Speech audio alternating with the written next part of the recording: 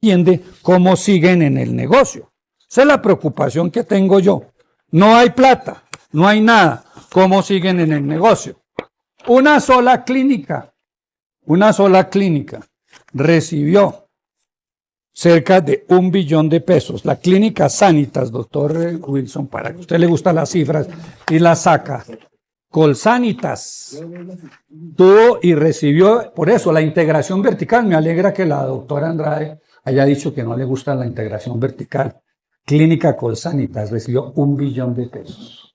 1 billón de pesos. 1.043.000 millones de pesos. ¿Cierto? Fundación Valle de Lili, 523.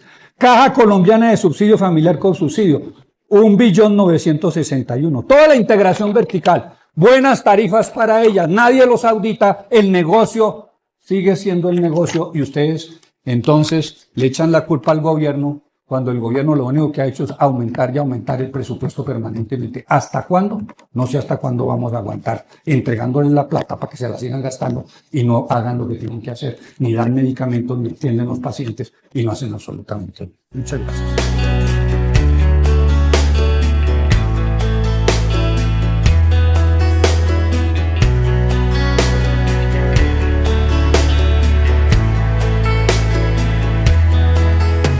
Saludos cordiales, fantástico y bendecido miércoles 17 de diciembre del 2025. Hoy se están cumpliendo 1228 días del gobierno del cambio, del primer gobierno progresista perteneciente al pueblo colombiano, el primer gobierno que le ha dado vida a la Constitución de 1991.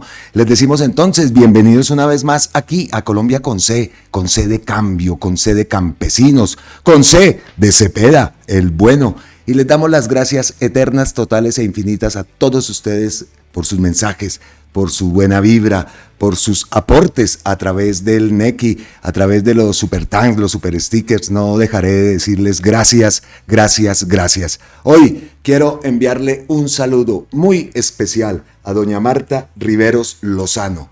Por supuesto que sí. Muchas gracias, doña Marta, por esas palabras. Muchas gracias por ese mensaje. Gracias, gracias, gracias. Bueno, el día de ayer quedamos esperando, ¿no? Estamos pendientes de cuál va a ser el pronunciamiento de Gustavo Petro respecto al hundimiento, al archivo de la reforma a la salud, que todavía no está enterrada. Todavía vamos a esperar ese recurso de apelación, vamos a ver qué ocurre, pero sí nos llamó mucho la atención, ¿no? Esa grave denuncia que escuchamos en la intro de este video, la grave denuncia del ministro Jaramillo, el ministro de Salud.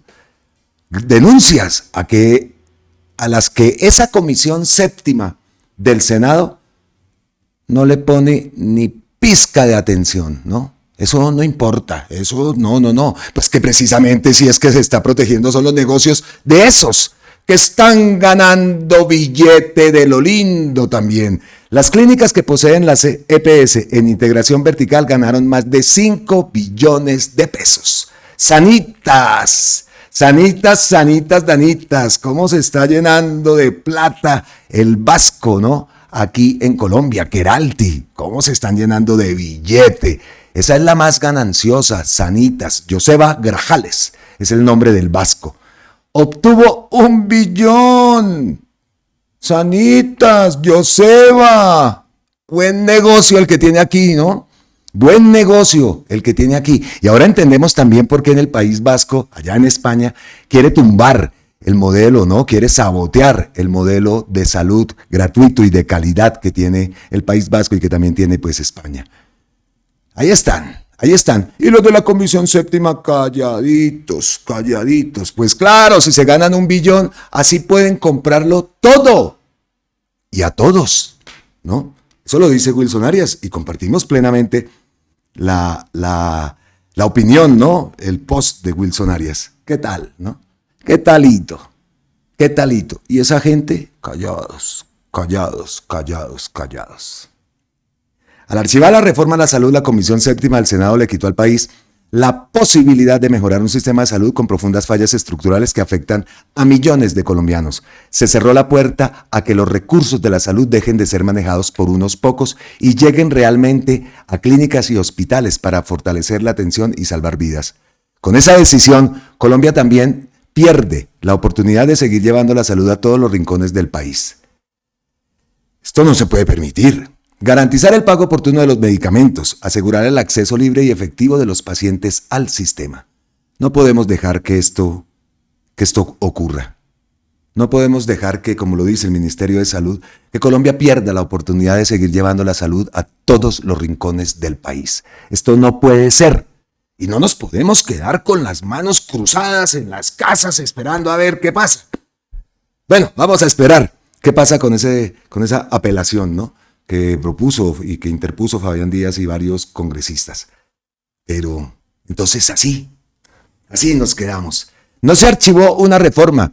Se frenó la posibilidad de transformar un sistema que prioriza el negocio por encima de la vida. Se frenó. No creemos que se vaya a frenar. No creemos y pensamos que Gustavo Petro, el gobierno, va a tomar una decisión, ¿no? Seguramente está esperando qué pasa con la apelación, pero esto no se va a quedar así. Esto no se va a quedar así, porque como lo dice el propio post del Ministerio de Salud, el pueblo merece una salud con dignidad. Es que tienen que tomarse, no sé qué palabra utilizar, pero dejar que esto ocurra. Y entonces se frenó la posibilidad de transformar el sistema de salud, un sistema que prioriza el negocio por la vida, de encima de la vida, y es así, ¿no? Lo hemos visto, lo hemos vivido, lo hemos sentido, lo hemos padecido. Y entonces, ¿qué vamos a hacer? Escuchemos al ministro Jaramillo, un video que ha publicado la cuenta de X del Ministerio de Salud. Colombianas y colombianos, les habla el ministro de Salud, Guillermo Alfonso Jaramillo. Después de 8 meses, desde el mes de abril, que tuvo la oportunidad la Comisión Séptima del Senado de estudiar la reforma a la salud, no lo hizo. La Cámara de Representantes ha aprobado en 2 ocasiones el proyecto de ley. ¿Qué justificación tuvo la Comisión Séptima para archivar el proyecto? De que no estaba financiado. ¿Qué más gran mentira esa? Cuando en la reforma y con el aval financiero que le daba el Ministerio de Salud, se aumentaba en un punto del PIB, o sea, 18 billones de pesos se proyectan de aumento, y presupuestos importantes, como por ejemplo el de los impuestos saludables, 3 billones de pesos. El tema muy importante del IVA social, otros 3 billones de pesos. Recursos por más de 1.500 billones para pagar deudas de hospitales y de clínicas. En fin, todo un esquema para poder lograr salir del daño estructural que viene desde los anteriores gobiernos, que han claramente definido que esto es un problema que lleva 2 décadas y que no se ha podido solucionar. Entonces, sí estaban los recursos, estaba el aval fiscal. Desde el mes de septiembre el ministerio ratificó eso, pero quisieron hundir la reforma para no afrontar lo que queremos reformar. Es que los dineros no los sigan manejando los particulares. Que el dinero sirva para que se le pague a las clínicas y a los hospitales y haya acceso libre para todos los pacientes, para que los medicamentos sean pagados en forma oportuna, para que todos los reciban, para que podamos acabar con la integración vertical cuando la EPS tiene sus propios hospitales y clínicas y le paga buenas tarifas a tiempo e inclusive más recursos de los que verdaderamente han facturado, y no le paga a los hospitales públicos o las clínicas que no están integrados en su red. ¿No es cierto? El poder lograr que llegue a todos los rincones del país la salud, como lo estamos haciendo a través de los equipos básicos de salud. Poder lograr que se pueda verdaderamente formalizar a todos los trabajadores, no solamente los públicos, sino los privados también. Un estatuto especial para los trabajadores. Aquí entonces han impedido que verdaderamente se pueda recuperar la salud y que podamos tener los medicamentos a tiempo, el acceso a tiempo, formalizar a nuestros trabajadores de la salud a todo nivel y tener la posibilidad de que todo el pueblo pueda tener la salud. Además, hemos pedido formalmente que se vuelva a pensar en que se recupere el que los patronos, los grandes empresarios, paguen la salud, porque hoy la salud la está pagando es el pueblo. Brookman Master pasa una lista de lo que ellos han dado en salud y resulta que cuando miramos las sumas y las restas, los hemos beneficiado en más de 30 billones en los últimos 4 años. Los patronos no están pagando la salud, la estamos pagando todos los colombianos de a pie. Y por eso necesitamos que se entienda claramente lo que hizo la Comisión Séptima, defender los intereses de unos pocos en contra de todos y cada uno de los colombianos que necesitamos salud a tiempo, que necesitamos medicamentos a tiempo y que necesitamos estar protegidos por unos recursos que son los de todos nosotros, que deben de llegar a todos los rincones del país. Gravísimo, gravísimo. Porque es que lo más triste de todo esto es que en la calle, ahora una señora con una cachucha de mira en el almuerzo, celebraba y una actitud desafiante. Yo no sé si me conocía. Yo volteé a mirar cuando la escuché hablando, porque cambié de restaurante, ya no voy a ver allá al restaurante de Caracol, sino voy a otro que pone música. Pero hoy me encontré con la señora de la gorra de mira, de la cachucha de mira, celebrando que se le había hundido a Petro. Eso es lo más jodido de todo. Es lo más jodido una señora mayor que seguramente está haciendo fila para que le entreguen un medicamento y le echan la culpa al gobierno de eso. Pero el gobierno en este sentido, voy a decir la palabra impopular, culpable de no, y perdón las personas que se sientan ofendidas con lo que estoy diciendo. No sé si es que porque vengo de España y vengo de disfrutar de ese sistema de salud con sus problemas y todo, pero ese sistema de salud que tiene en España. Entonces eso hace que no sea objetivo en lo que digo, pero estoy seguro que no es así. Porque eso de allá es lo que yo quiero que haya aquí. Porque allá sí y aquí no. ¿Ah? Porque lo hemos visto. Entonces digo que culpable el gobierno al no tomar medidas más fuertes. Yo digo, en medio de mi ignorancia, pero también de la impotencia que siento, y no quiero ser la repetición de la repetidera, porque ayer también dije esto, pero ¿cómo es posible que se sabe que se están saboteando, al pueblo y no pasa nada? Está bien, se necesita la reforma allá, pero hombre, así como se le dio la orden a la policía de que busquen los medicamentos que estén acaparados y que se presenten acciones judiciales, penales contra estas personas, ¿por qué no hay un ejército de la Supersalud, del Ministerio de Salud, dándole solución a todo lo que está pasando en las EPS?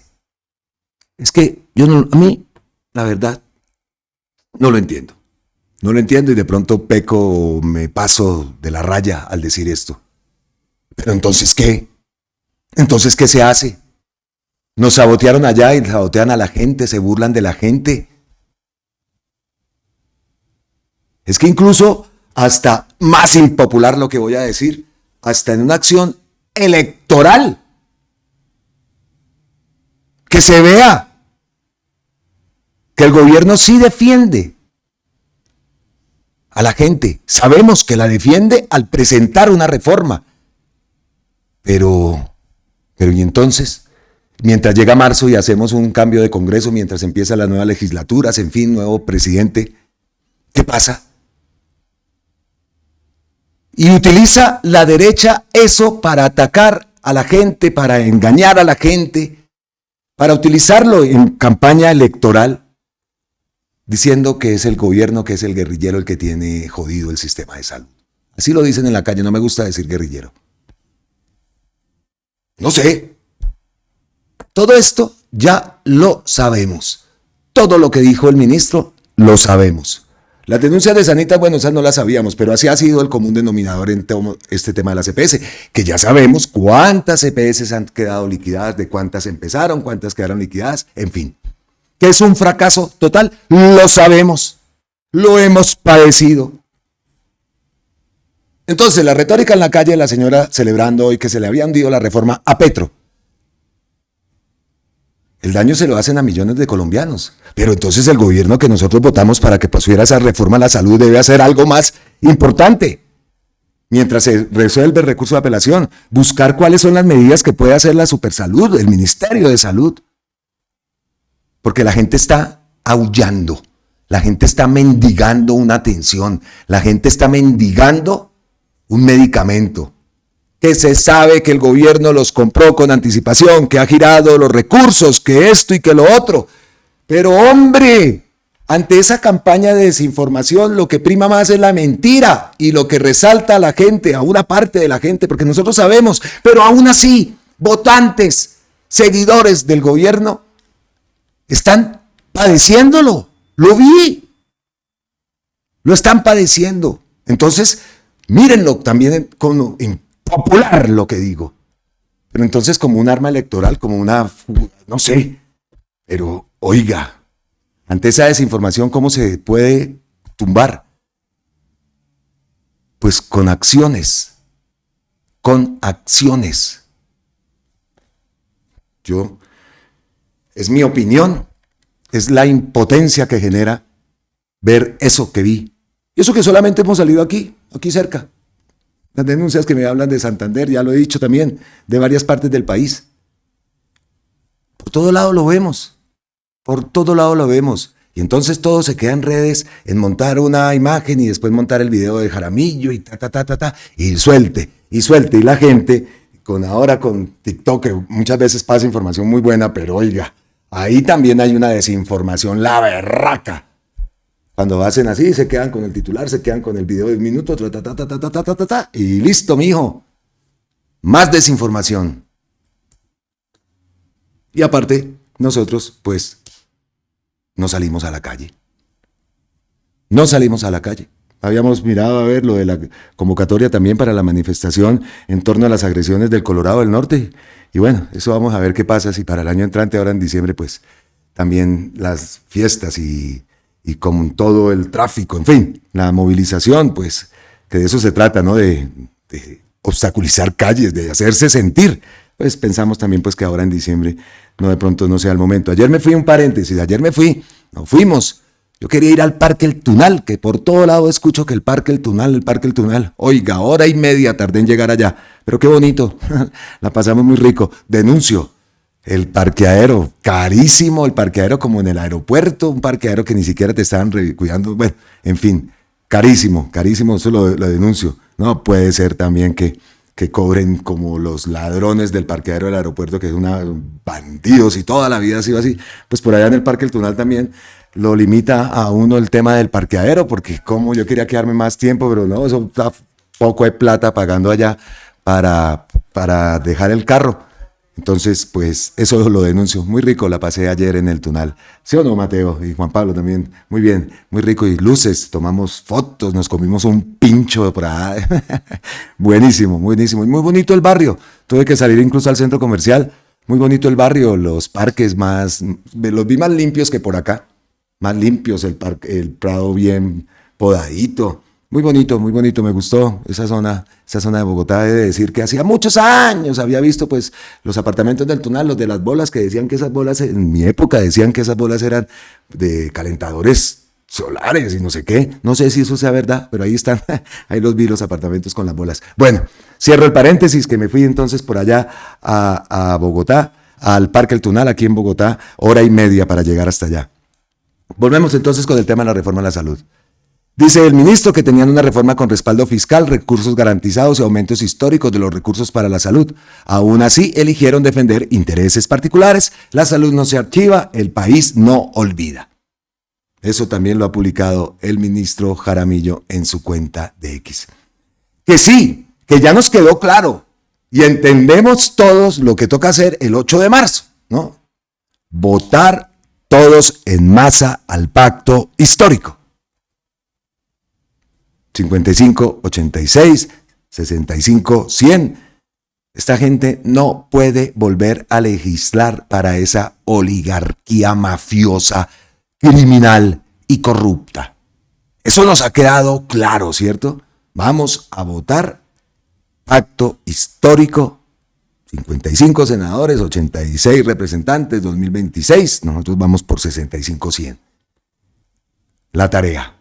Repetimos y lo diremos en todos nuestros contenidos de aquí hasta esa fecha.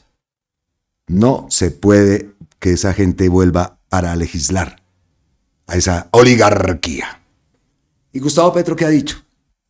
La decisión de la Comisión Séptima de hundir la reforma a la salud fue apelada. Aún en el Congreso se tiene la oportunidad de construir un valioso sistema de salud para Colombia. Si no, se hará una asamblea constituyente de acuerdo a las firmas ciudadanas y el voto del nuevo Congreso que espero obedezca a los intereses del pueblo. Ahí está, la otra tarea, ¿no? Constituyente, elecciones mayoritarias en el Congreso, las mayorías congresionales, la palabra de Carolina Corcho, la grabé, me la usurpé, las mayorías congresionales que necesitamos, la Asamblea Constituyente, estamos aquí atentos a cuando empieza la recolección de firmas y todo este tema, me imagino pues que ya será para el año entrante, en esta época de diciembre, pues no creo que se empiece, ojalá sea adelante, y si es para mañana, pues para mañana. Aquí estamos listos y dispuestos y nos iremos a la calle, eso sí, lo tengo decidido, porque no podemos quedarnos sentaditos, no podemos quedarnos quietos. Entonces, vamos a ver qué ocurre en el Congreso, si se obedece a los intereses del pueblo y no a los intereses, que ya esa palabra es de cajón, pero pues es la verdad, a los intereses de unos pocos, a los intereses de particulares, a los intereses de los bolsillos de esos. Los medicamentos también. Todos los medicamentos que se necesitan en Colombia han sido pagados previamente por el Estado. Oiga, y esto es otra mentira. Que el gobierno, que los medicamentos no los ha pagado, que mejor dicho, que están dejando morir a la gente a propósito, porque esas palabras las utilizan. Aquí le contesta, vea, cuando el Estado deja morir, no entregar medicamentos, insumos, supresores a pacientes trasplantados no es una falla administrativa, es una omisión letal. Y así lo sueltan. Así lo sueltan.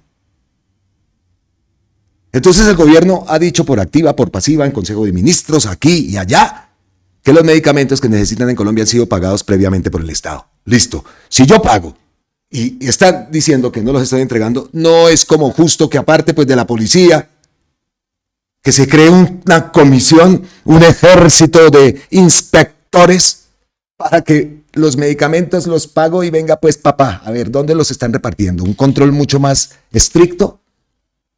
Digo yo, ¿no? Digo yo.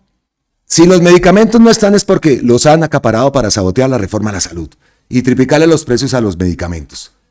Los medicamentos no los compra el Estado sino la CPS con el dinero del Estado. Esa es la ley 100 que la oposición defiende. Entonces, por decreto o por alguna forma se tiene que hacer. Entonces, le doy la plata a la EPS no compra los medicamentos y después sale la EPS con esos medios alineados con esas EPS a decir que el gobierno se robó la plata y que los medicamentos no lo gira y que les importa un pepino dejar morir a la gente, ¿no? Eso es lo que muestran en esos medios, ¿cierto? Entonces, que no se puede constitucionalmente, oiga, se busca la forma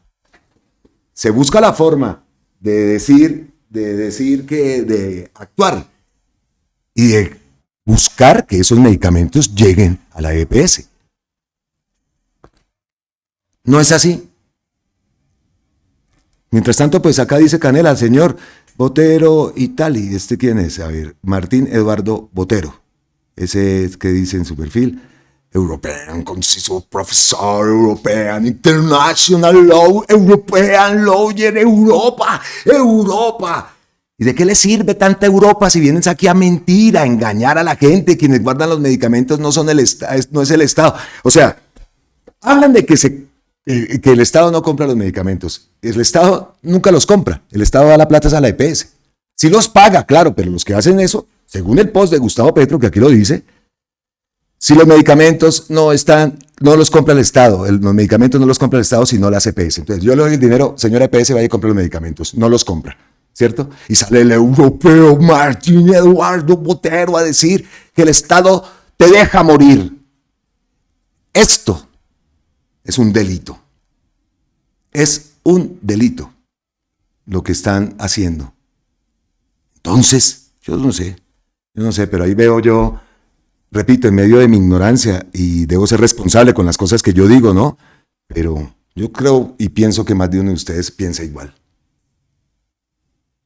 Que ojalá esos que sabotearon nunca tengan, no, ellos tienen su medicina prepagada y ¿cierto? Pero que por allá un familiar que no disponga de los recursos para pagarse una medicina, que ojalá nunca lo tengan que ver sufrir de esta forma. Increíble, increíble. A ver qué dice, cambio radical. La reforma a la salud se hundió en el Congreso porque era mala, improvisada. Cambio radical, semejante partido de bandidos, donde hermanos del líder de ese partido están involucrados en los desfalcos del sistema de salud, ¿no? Los Vargalleras. Partido de estos, ¿cómo es posible que exista? Un partido de estos, ¿cómo es posible que tenga personería jurídica? En otro país donde no estuviera cooptada la justicia y todos esos organismos, esta gente estaba hace rato sin personería ni nada. Igual el centro demoníaco ese.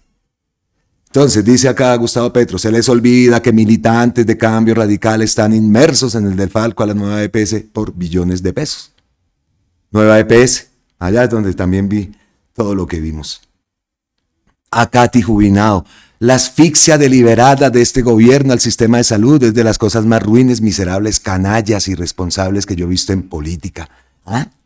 Katy Jubinao dice que cargan con miles de muertos al hombro. Mire lo que dice, mire lo que dice. Y entonces, pues Gustavo Petro le responde, pero. Mentirosa. El sistema de salud de Colombia ha aumentado sustancialmente sus ingresos presupuestales. Por eso centenares de hospitales y puestos de salud están renovados. Los municipios tienen ambulancias nuevas y la tasa de mortalidad por desnutrición infantil se redujo a la mitad. Éxitos de salud pública de Colombia. Totalmente de acuerdo. Ambulancias, nuevos puestos de salud, espectacular eso que se ha hecho. Pero yo sigo con el tema de lo que está pasando con la entrega de los medicamentos y este tema de los medicamentos y las autorizaciones para que atiendan a las personas. No sé, y no es que le esté cayendo al gobierno, no es que me escriban de pronto, bueno, la gente tiene la libertad de escribir lo que piense, ¿no? Yo no le estoy cayendo al gobierno, simplemente digo que se debe hacer algo más. Algo más. Apoyamos, por supuesto, esa reforma a la salud. Sabemos que es necesaria. Porque hemos padecido lo que significa ese nefasto sistema de salud. Pero no somos comité de aplausos. Y lo decimos. Y lo decimos. Porque no puede ser esto. A ver, aquí qué más dice. Norma Hurtado. La crisis de la salud no la causó el Congreso ni una reforma que nunca fue aprobada. Él la sienten los pacientes, las familias y el personal de salud por decisiones improvisadas y por falta de recursos para sostener el sistema. La misma, que no les pagan. La crisis de la salud viene desde hace 10 años, incluso hasta más, pienso yo. Cuando transformaron, 10 años no, yo creo que más, 10 años hace que se me fue mi viejita, por culpa de esta CPS que no pudimos hacer nada. Porque le hicieron el paseo de la muerte. Más de 10 años, cuando transformaron a las EPS en aseguradoras financieras, tamaño error. Desde entonces se multiplicó el robo de los recursos de la salud y se liquidaron 117 EPS para que no pagaran sus deudas. La reforma a la salud lo que pedía era fortalecer un régimen preventivo de salud pública como la mayor parte del mundo lo hace, que ya otra ley aprobó y permitir que las EPS dejaran de ser aseguradoras financieras, que fue lo que provocó la crisis desde hace una década. Lo que pasa es que políticos con intereses en la privatización de la salud impidieron la reforma. Y seguiremos leyendo de este tipo de post, ¿no? ¿Qué dice Luis Carlos Leal? Necesitamos caminar hacia un sistema que piense en el bienestar de las personas y la protección de los recursos, y para eso necesitamos la reforma a la salud. A ver, ¿qué dijo por acá Luis Carlos? Ahora que lo veo aquí ya con el logo y del partido, de la lista, ¿no? Frente Amplio. Angélica Monsalve también está en esta lista, ¿no? Ya la hemos visto bastante activa en redes sociales, pero no nos salgamos del tema. Escuchemos a Luis Carlos Leal, el ex superintendente de salud. El Congreso de la República hoy hundió nuevamente la reforma a la salud, es decir, prefirió proteger un sistema que se basa en el negocio, un sistema que no opera, a cuidar a las personas que hoy se están enfermando. Es lamentable, es triste que este papel del Congreso sea archivar iniciativas que van a favor de la ciudadanía y que además cumplen con lo que la Corte Constitucional dijo desde 2008, quitando la intermediación financiera y manteniendo el mismo modelo, exactamente el mismo modelo que existe desde la Ley 100. Lo que es importante que todas y todos tengamos claro que el modelo, la base, la raíz de todos los problemas que existen en el sistema de salud vienen desde la creación de la Ley 100, que no ha habido una modificación real o radical que vaya a favor de proteger el derecho a la salud de la... Eso también ya lo hemos escuchado y lo sabemos, ¿no? Lo sabemos, pero pues vamos a ver entonces qué ocurre, porque de verdad es muy triste ver lo que está pasando con los pacientes, con la salud de la gente.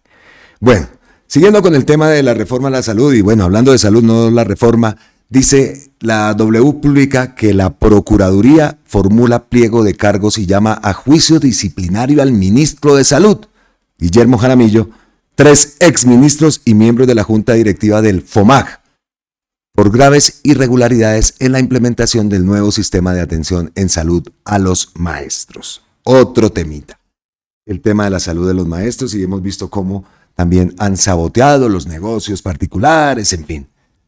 Y esas denuncias se las hemos escuchado a Wilson Arias, bueno, a muchos, pero a Wilson Arias en especial. Los responsables del sabotaje a la implementación del modelo de salud del magisterio colombiano tienen nombres y orígenes políticos claros y nada tiene que ver con Guillermo Jaramillo. Son Mauricio Marín, Daniela Andrade y Magda Lorena Giraldo. Venían de administrar la salud en Ferrocarriles Nacionales de Colombia. Mantienen relaciones íntimas con el partido de la U, Malas IPS, y la opositora a la reforma de la salud, Dilian Francisca Toro. Dilian Francisca Toro. Recordemos que la fiduprevisora es la responsable directa de la implementación y administración del modelo propuesto para el magisterio. Una traición en pleno del mandato presidencial contra la corrupción y los negociados de la salud, en la salud de los colombianos, ¿no? Y ahí vemos, vea. Aquí publica Wilson Arias este cuadro, ¿no? A ver qué dice acá. Aquí vemos. Andrés Mauricio Escarra Barraza, Gerencia de Servicios de Salud, representante legal de Infosalud. Ahí vemos cambio radical, ¿no? Oscar Mauricio Carmona Cele, gerente del negocio de la FIDU, Vanessa Gallego Peláez, vicepresidenta jurídica de la FIDU, Sandra Milena Burgos Beltrán, fue gerente de procesos judiciales administrativos en la FIDU Previsoria, ahora secretaria general del FNA. Sabotaje en el rediseño del modelo, capturas de posiciones estratégicas en la cúpula. Magda Lorena Giraldo, presidenta de la FIDU Previsora. María Paula Duque Tavares, secretaria privada en la presidencia de Marín y de Magda. No. Más saboteo. ¿Qué más? Desde el inicio del gobierno Petro se buscó la transformación de un modelo que, a pesar de tener más recursos, presentaba todos los males de la Ley 100. Barreras de acceso a citas, medicamentos, fallas en la detección temprana y en la efectividad del tratamiento, concentración de recursos e integración vertical en 10 operadores. Una fiducia mercantil que impide la rectoría pública y la transparencia en la segmentación territorial de la población. Transformación, aquí vemos otro cuadro que ha publicado Wilson. Para tener el control de la red de prestadores y el castillo de contratos que la organiza, era indispensable designar a sus más cercanos aliados familiares, políticos y económicos en posiciones estratégicas de la toma de decisiones, entregándoselas a sectores de la U, el Conservador, Cambio Radical y hasta el Centro Democrático. Lograron establecer un modus operandi para presionar a los integrantes del Consejo Directivo para que se aprobaran traslados presupuestales a rubros claves. Se contratará directamente y se dirán prórrogas a negociados que vienen del pasado. Este comportamiento de presión evidencia la instrumentalización de la salud y el bienestar del magisterio con entrampamientos para lograr la aprobación de millonarios contratos, y ante los cuestionamientos y alertas del gobierno, la FIDU Previsora tomó decisiones a espaldas del Consejo Directivo. La Procuraduría debe investigar cómo los funcionarios de la FIDU Previsora tomaron decisiones gravísimas contra lo público a espaldas del Consejo Directivo, como los famosos contratos de transacción que buscaron entregar 1.8 billones de pesos del magisterio a los cuestionados prestadores que al Estado no debía pagar para enriquecer a sus aliados y bajo la excusa de evitar demandas, reencauchar a los prestadores en el nuevo modelo. Para esto contaron con la ayuda del abogado personal de Dilian Francisca Toro, Óscar Ibáñez. Sigue acá el senador Wilson Arias. A espaldas del gobierno propiciaron traslados presupuestales para pagar estos amañados contratos. Se negaron a responder peticiones de los ministerios que encontraron una muralla en la Fiduprevisora, una entidad que decidió no hacer parte de la apuesta de cambio, llegando inclusive a firmar sin autorización del Consejo cerca de 1.258 contratos entre enero y junio del 2025. ¿Esto cómo ocurre? En contravía de las indicaciones de los ministerios de Salud, Trabajo y Educación y del propio presidente Petro, estos funcionarios del partido de la U impidieron un cambio en la salud de los maestros, manteniendo el negocio y presuntamente abriendo las puertas de la corrupción, reencauchando a los prestadores que se enriquecieron a costas del magisterio, obstaculizando la llegada de un tarifario, excluyendo a la ADRES del modelo, contratando una auditoría de papel y una plataforma tecnológica obsoleta con graves conflictos de intereses. En lugar de trabajar para superar el modelo de intermediación financiera y formar una red nacional de prestadores y dispensadores de medicamentos, terminaron concentrando contratos en viejos prestadores. Llevaron los recursos públicos a un sistema basado en la facturación y el recobro de pagos por evento elevado de los costos, justo lo que se quiere cambiar de la Ley 100 del 93. Ahí nos explica Wilson Arias cuáles son las acciones, qué es lo que ha hecho, el saboteo, sabotaje, se pasan las órdenes del presidente por la faja, en fin. ¿Ah? Entonces la Procuraduría, ya que llama a juicio disciplinario al ministro de Salud, a Jaramillo y a 3 exministros y miembros de la Junta Directiva del FOMAC, pues estas denuncias que hace Wilson Arias también las debería tener muy en cuenta, ¿no? No debería hacerse los de la vista gorda en torno a este tema. Vamos a ver qué ocurre. Vamos a ver, y seguramente el ministro Jaramillo pues también hará su gran defensa en esto. Increíble, increíble. Bueno, y vamos cambiando de tema, ¿no? Otro tema, por supuesto, es el Colorado del Norte. Oiga, se chifló completamente. Dice Gonzalo Guillén, exige que Venezuela le devuelva el petróleo, tierras y activos robados a Estados Unidos. ¿Perdón? ¿Ah? Increíble. Acá dice Mada Beltrán, si no paran a este desquiciado del Colorado, comenzará a mandar misiles porque sí, porque no y por deporte. Increíble, increíble. El Colorado declara al gobierno de Venezuela como organización terrorista extranjera y reclama petróleo, activos y tierras. En una publicación en Truth Social, la red de Donald Trump confirma que el objetivo de la escalada militar no era la lucha contra el narcotráfico, sino apoderarse de la riqueza petrolera de Venezuela. Y, así, pero miren, paréntesis. Miren esto, el petrolero ruso Hyperion acaba de entrar en aguas del Caribe, zarpando de la terminal marítima Umba en Murmansk, con destino a la terminal José, Venezuela. El buque está sujeto a sanciones estadounidenses. ¿Se atreverá Estados Unidos a tocarlo?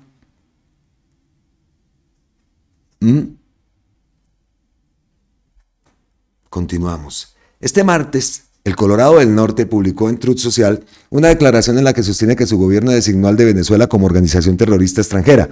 El anuncio estuvo acompañado de una orden que presentó como inmediata, un bloqueo total y completo de petroleros que entren y salgan de Venezuela, lo que tiene implicaciones directas para la soberanía y el derecho internacional. El régimen venezolano ha sido designado como una organización terrorista extranjera, por lo tanto, hoy ordeno un bloqueo total y completo de todos los petroleros autorizados que entran y salen de Venezuela, escribió el mandatario del norte. Ese mensaje estuvo antecedido por una cadena de señalamientos contra la soberanía venezolana en el trasfondo de las decisiones adoptadas por los gobiernos chavistas para nacionalizar el petróleo y su explotación, un proceso que incluyó la nacionalización de la industria de los hidrocarburos y la expropiación de propiedades de grandes empresas estadounidenses que dominaron en ese sector antes de la llamada Revolución Bolivariana. Y aquí hacemos un frenazo. Escuchemos a Chávez, ya que lo nombra el artículo. Escuchemos a Chávez hace muchos años, decía esto. Cuando se acabe el petróleo en casi todo el mundo, que para allá vamos, eso podría ocurrir quizá a finales de este siglo.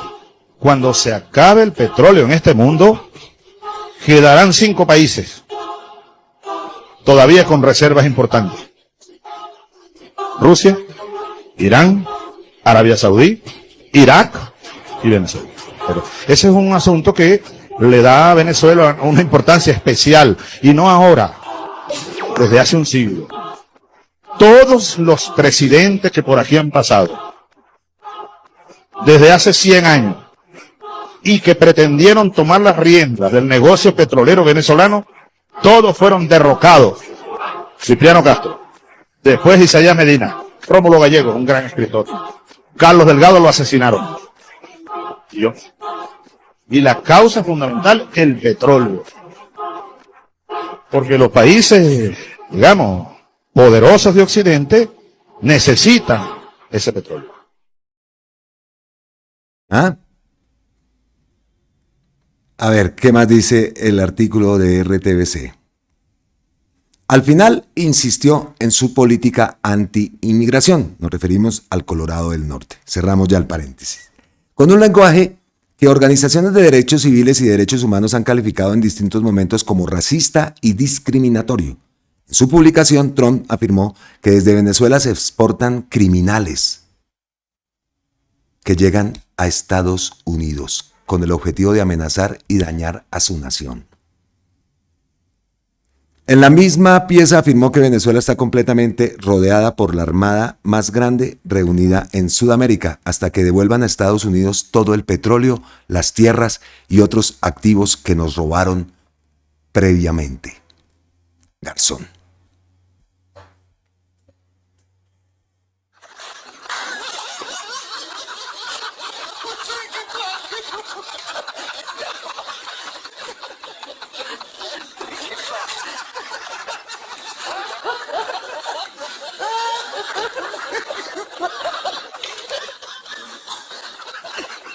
El Colorado se quita la máscara. Las acciones de Estados Unidos en el Caribe y el Pacífico Oriental han sido cuestionadas por organismos multilaterales, defensores de derechos humanos y países de la región.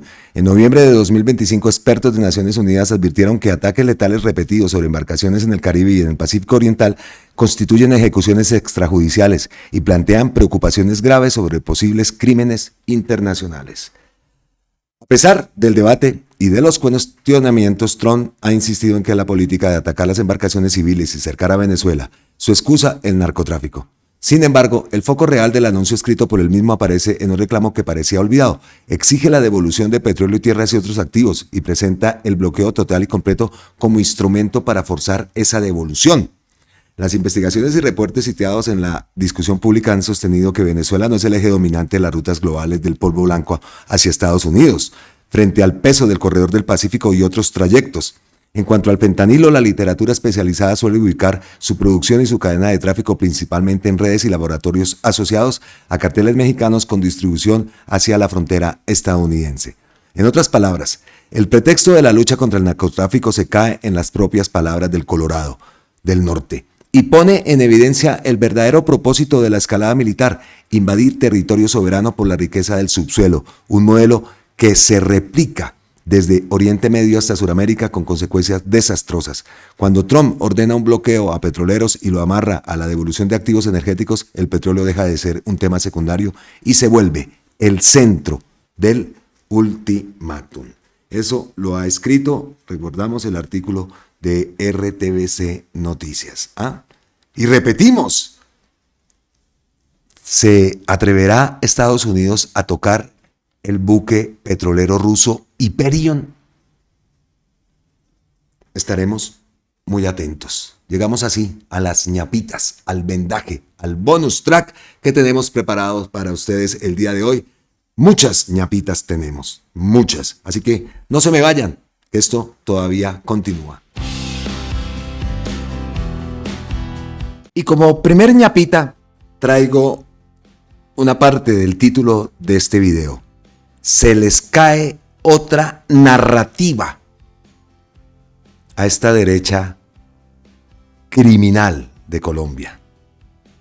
Se cae la narrativa de que Gustavo Petro era el responsable del crimen de Miguel Uribe, al que sacaron a patadas, lo publica Sarsam, del Centro Democrático. Miguel Uribe Londoño responsabiliza a las 3 candidatas, Paloma, Cabal y Holguín, del asesinato de su hijo. Escuchen esto. Yo creo hoy que a Miguel le iban a hacer lo mismo. A Miguel lo hostigaron demasiado en el partido las precandidatas compañeras de él porque él les iba ganando. Y parte de ese hostigamiento lo llevó a la muerte, porque Miguel salió a la calle a hacer campaña política por su deseo enorme de que él iba a ganar, de que él iba a ser el candidato, y lo obligaron en el partido a que hiciera que calle. Miren lo que publica acá Eneida. Y le pusieron freno. Si uno no le pone un freno, termina implosionando el partido. Senadora Cabal, tras polémica por encuesta que le da liderazgo de la puja presidencial a Miguel Uribe. Ay, ay, ay. Increíble. Increíble esto.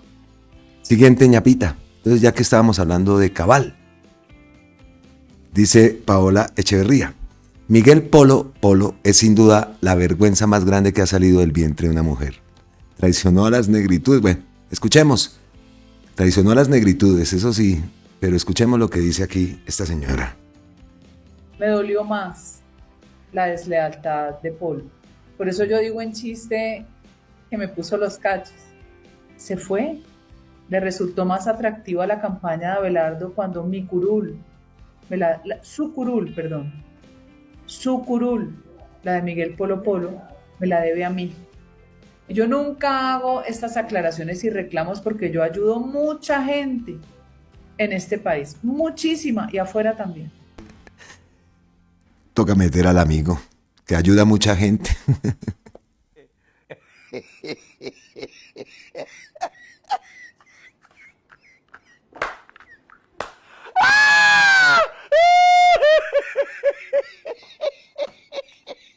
Déjense de mentirle a la gente, déjense de mentirle a la gente, viejo.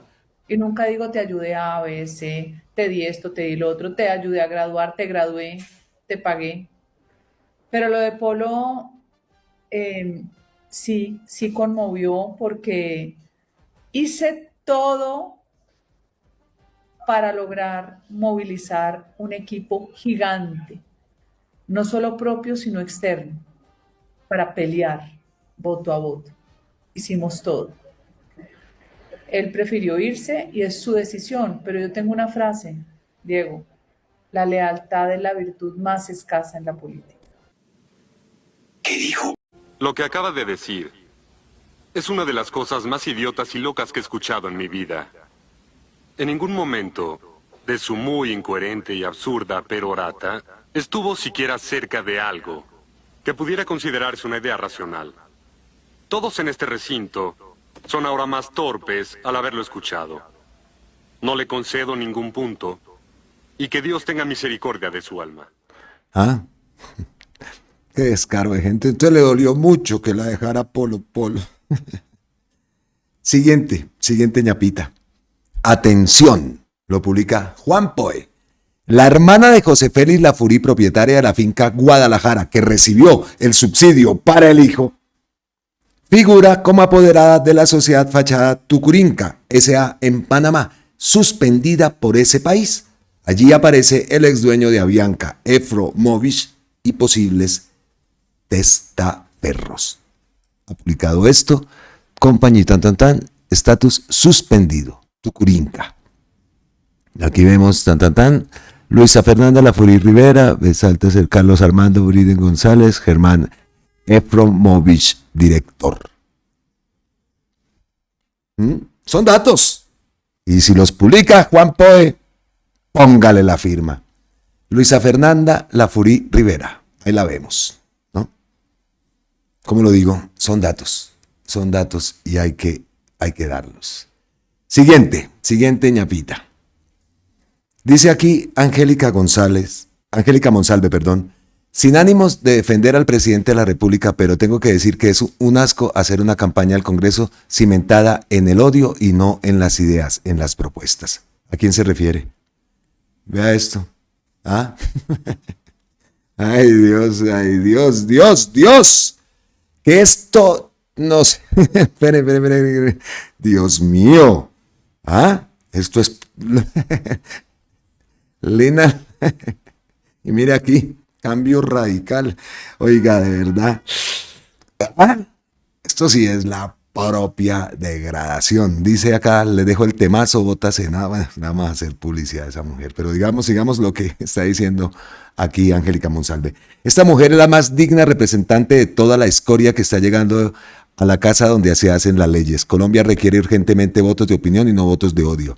Ya nos dimos cuenta que esta mujer de cabello largo y ideas cortas, lo que tiene debajo del sombrero es una cabeza hueca. ¿Cuánto daño le hacen estructuras politiqueras a la democracia, al gobierno de todos?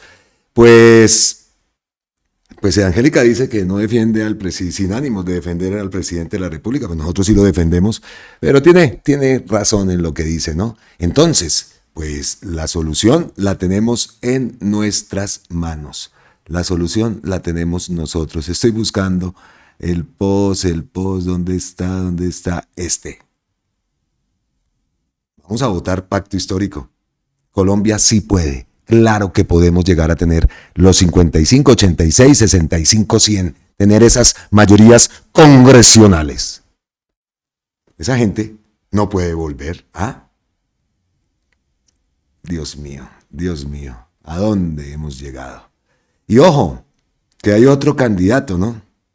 Álvaro Uribe le dijo sí a la propuesta de Mario Hernández y será candidato al Senado para las próximas elecciones. Tracamandá, idiota. Oiga, y hablando de esta gente, que ya le estamos dando mucho bombo, pero mire lo que publica Hawen San sobre la encuesta del Centro Demoníaco para elegir candidato presidencial, lo que votaron los militantes. Este es el cuadro, ¿no?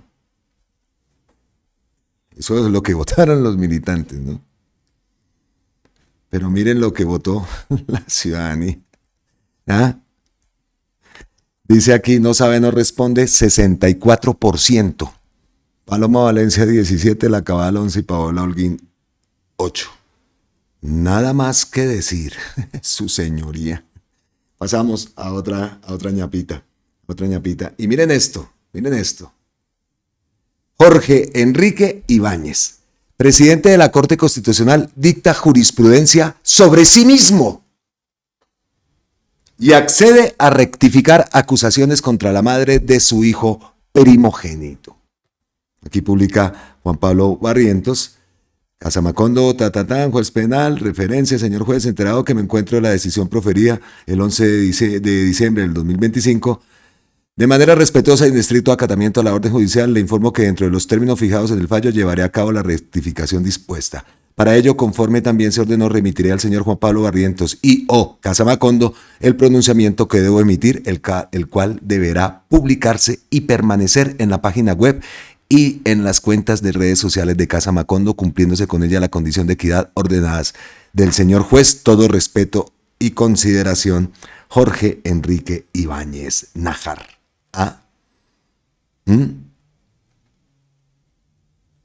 Increíble, ¿no? Pero entonces nos vamos aquí, a la columna de Cecilia Orozco. Magistrado Ibáñez a retractarse y presentar excusas. Cuando en Colombia queremos quejarnos de las fallas eternas que parecen tener fácil solución, pero contra las que nadie actúa por desidia, impotencia, complicidad o temor, repetimos la frase: en otro país, yo aquí la dije, ¿no? Ya hubiera pasado esto o aquello. Pero aquí, a riesgo de parecer poco creativa, voy a insistir en esa construcción idiomática. En otro país. El presidente de la que antes fue la respetable Corte Constitucional ya hubiera renunciado por vergüenza en otro país. Y si no, sus colegas de tribunal y nosotros, los ciudadanos comunes, lo haríamos forzado a retirarse por su mala condición personal, por manipular las reglas características contrarias a las de quien goza de autoridad moral para impartir órdenes de buena conducta. Es que esto solamente ocurre en Colombia. Continúo con el parafraseo, pero aquí nada sucede. ¿Ah? La semana pasada se supo una noticia que hubiera sido una bomba en la prensa de otra nación, pero aquí casi ningún periodista o medio la registró, y quienes se interesaron lo hicieron sin la energía que les aplica otros casos de connotación general. El abogado Jorge Enrique Ibáñez Najar, vocero del Alto Tribunal y locuaz opositor de cátedras de Derecho, fue conminado por un juez penal municipal a que en el plazo de 5 días que se cumplen mañana jueves, se cumplen el 18 de diciembre mañana, se retracte y o rectifique y presente excusas públicas a Yolanda Robles Ramírez Ibáñez. Según el fallo de tutela, vulneró el derecho constitucional de intimidad de la ofendida por sus afirmaciones graves y lesivas contra la señora Robles sin advertirse ningún tipo de sustento para ello. Desafortunadamente, El Espectador puso esta columna, la puso bajo suscripción, alcanzamos a leer esta parte, pero aquí lo ven ustedes, han disfrutado de artículos libres. Bueno, yo no entiendo esto de las suscripciones cuando en temas tan delicados como esto. Nuestro aplauso a Cecilia Orozco Tascón, una buena columna. Pero es que no sabe uno ni qué decir. Es que esto definitivamente no tiene presentación, ¿no?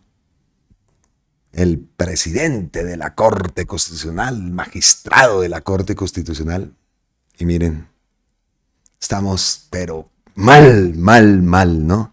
Constituyente, ya. Mayorías congresionales, por favor, hagamos la tarea. Y vamos a reunir esas 14 millones de firmas, que no es fácil, pero nos vamos a poner en la tarea. Nosotros, ustedes, también sé que muchos de ustedes están dispuestos. Siguiente ñapita, como les dije, tengo bastante ñapitas. A ver, vimos en las últimas horas, en los últimos días, un evento en Nicaragua, donde aparece bailando Carlos Ramón González. Ahí vemos esa imagen. Carlos Ramón González. Increíble. Pero entonces dice, y lo que han dicho es que el evento en Nicaragua en que bailó Carlos Ramón González sí era de la embajada. Pero es que Colombia no tiene embajador en Nicaragua. Nicaragua no dio beneplácito a la sanandresana Vilma Jai. Pero dice Gustavo Petro, los responsables de la fiesta deben salir de inmediato de sus cargos. Carlos Ramón González, ¿no? Del Partido Verde es este. No entendemos entonces, si no hay embajador, no hay embajadora, ¿por qué hacen este tipo de rumbas, pues, no? ¿Con tal de hacer quedar mal al gobierno? ¿O qué es lo que pasa? Pero bueno, aquí repito, nosotros no somos comité de aplausos y estas son las cosas que no pueden ocurrir. No pueden volver a ocurrir este tema de todas esas coimas y toda esa plata y de los acuerdos con esos partidos. Por eso necesitamos las mayorías en el Congreso. Necesitamos la mayoría constituyente. Necesitamos llevar a cabo esa constituyente. Porque, de verdad, estas son cosas que no deben ocurrir, que siempre han ocurrido, y no por eso pues vamos a tapar lo que ocurrió. No deben ocurrir nunca más, y menos en un gobierno progresista, porque es que ese Partido Verde es un asco. Y prueba de ello es la siguiente ñapita. Sepultaron el proyecto de ley que prohibía usar recursos públicos para la pólvora. En la última oportunidad del año optaron por alinearse otra vez con el Centro Democrático con Cambio Radical para hundirlo. No defendieron la vida, prefirieron la vieja política para seguir cuidando el negocio de los contratistas. El país los castigará en las urnas. Esperamos que así sea y escuchemos a la gran Esmeralda Hernández.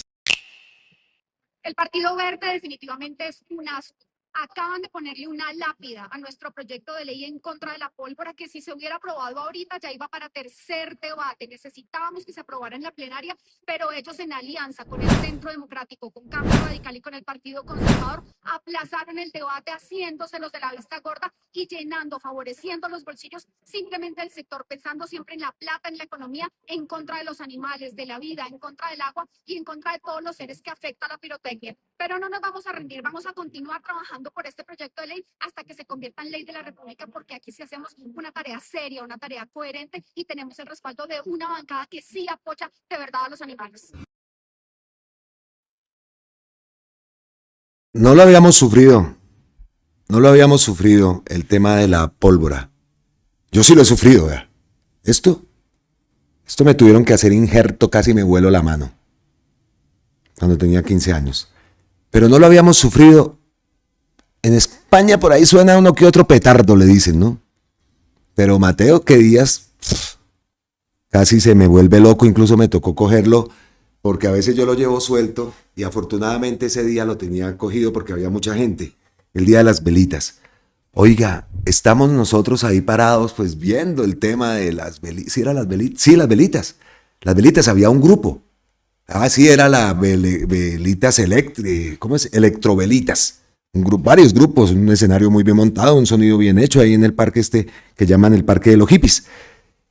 Y estábamos ahí, yo estaba con Mateo, aquí al lado había una chica con una pareja, con otro perrito, y más allá había otro perrito también con otra persona, varios perritos, estábamos ahí reunidos y estábamos varios perritos. De la nada, un tipo con un gorro de Papá Noel le da a su hijo, así, le da una cosa y nosotros cuando vemos es que coge y el chino coge y nos la tira así a los pies de nosotros. Y el papá se reía. Esa vaina estalló varias veces y Mateo, ustedes vieran, bueno, Mateo y todos los perritos, como se volvieron de locos. Mateo tiró, o sea, como le digo, menos mal lo tenía cogido, si no sale corriendo y se me pierde. Se me pierde o me lo pisa un carro ahí cruzando la avenida. Increíble. Y así, por toda la cara. Y ustedes vieron la pinta del papá como para ir a decirle algo. Yo puse el grito al cielo, no se lo dije directamente porque sí, la verdad, el tipo desafiante total. Un día de velitas con su hijo ahí al lado. Nos tocó media vuelta y para la casita. Por toda la cara, ¿no? Así. Una incultura y el tema de la pólvora acá en Colombia, Dios mío, pero bueno, no voy a tocar ese tema porque de pronto se hieren sentimientos, porque ahí inmediatamente es que ¿para qué traen perros acá? ¿Perdón?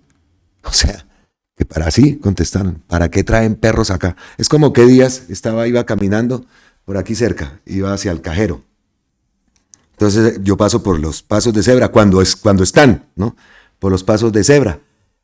Y estaba el paso de cebra en verde. Una camioneta que tenía que parquearse acá, Toyota por supuesto, metida así en contravía, se iba a meter de cola en el edificio, un parqueadero pues difícil de acceder, ¿sí? Listo, tiene que hacer esa maniobra, ¿cierto? Entonces le digo yo, oiga, pilas, porque estaba echando reversa y le importó un carajo que estuviéramos pasando con Mateo, le importó un carajo pisando el paso de cebra. Entonces le hago yo, oiga, pilas, ¿qué tal? Y salta un imbécil en una moto, a prilla, todo gomelín. Entonces, ¿por dónde quiere que pase? ¿O por dónde quiere que...? Entonces, le volteo y a ese sí me acerqué y se lo dije, ¿me está hablando en serio? ¿Me está hablando en serio? Pues ¿sabe cuándo lo puede hacer? Cuando no se esté comiendo el semáforo, porque se estaba comiendo aparte el semáforo en rojo, se lo comió. Entonces, ¿por qué no lo hace cuando estuviera el semáforo en verde y el gilipollas que estaba ahí en la moto, pues tuviera que esperar él y no tuviera... Y se quedó ahí, sí se quedó callado. ¿Te das cuenta? ¿Te das cuenta de lo que estás rebuznando?